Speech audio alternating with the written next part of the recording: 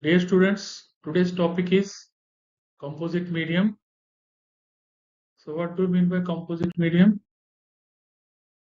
So the basics about the composite medium will be covered.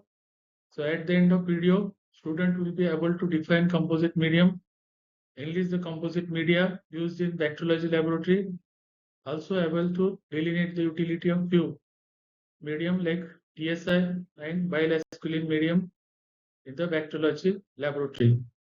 So what are the composite media? So these are the culture media used for identification of organisms, and simultaneously it will show multiple characteristics of the organisms, and it is being used increasingly in the identification of bacterial isolates.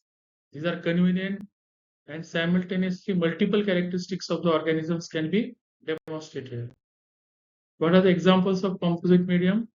Triple sugar agar medium, TSI agar, very popular and used for identification of majority of the Enterobacteriaceae family organisms. It shows the fermentation of sugars, glucose, lactose, and sucrose. It also shows the characteristic of H2S production, fermentation, gas production during fermentation. Also can be able to find out by TSI reaction. Then another composite medium is motility indole ornithine medium.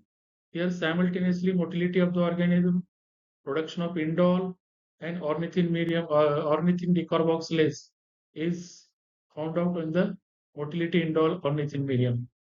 Then another medium, composite medium is motility indole urease medium, where the motility of the organism, urease production, indole production is detected in that medium simultaneously. Bilasculine medium is another medium which is used for the identification of enterococci. Now come to triple sugar iron medium. This medium indicates whether the bacterium ferments glucose only or lactose and sucrose also, with or without gas production. And besides, again there is besides the indicating H2S production. The medium is distributed in tubes with the butt and slant. After inoculation at 37 degrees Celsius, we have to interpret at 18 to 24 hours. If slant and bud becomes yellow, all the three sugars are fermented. And if only slant remains red color and bud is showing yellow color, only glucose is fermented. I will explain what is the mechanism of that. And bubbles in the medium shows gas production. Blackening of the medium shows H2S production, and it is used as a preliminary test for identification of GNB. We have to go further for the identification, but definitely it will be very helpful for presumptive identification of the organisms, which will guide further processing of the sample, that particular bacterial isolate. Now come to the photograph. You can see.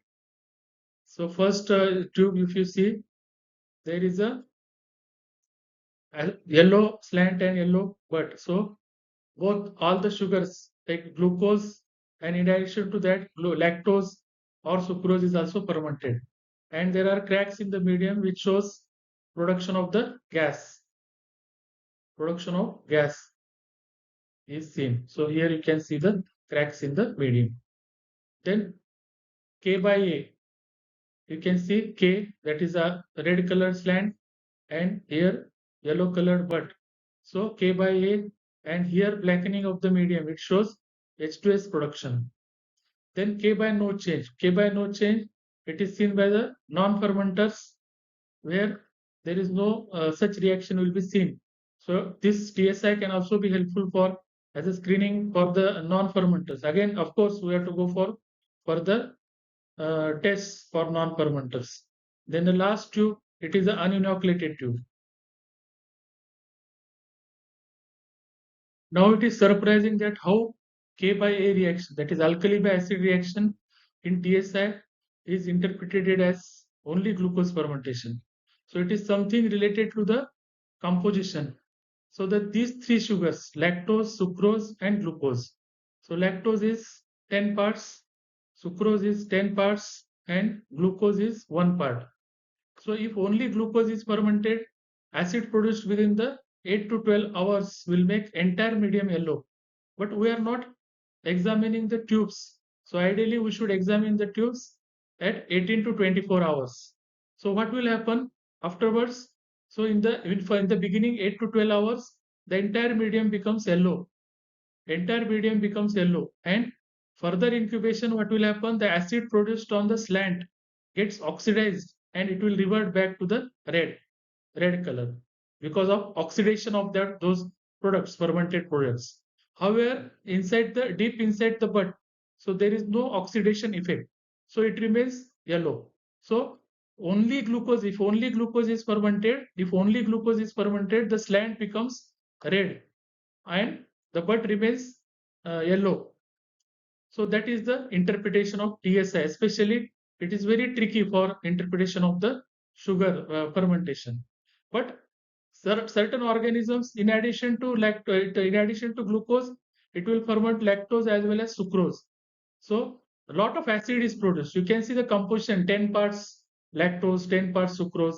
So there is, because of abundant production of acid, there will not be reverting back on the slant.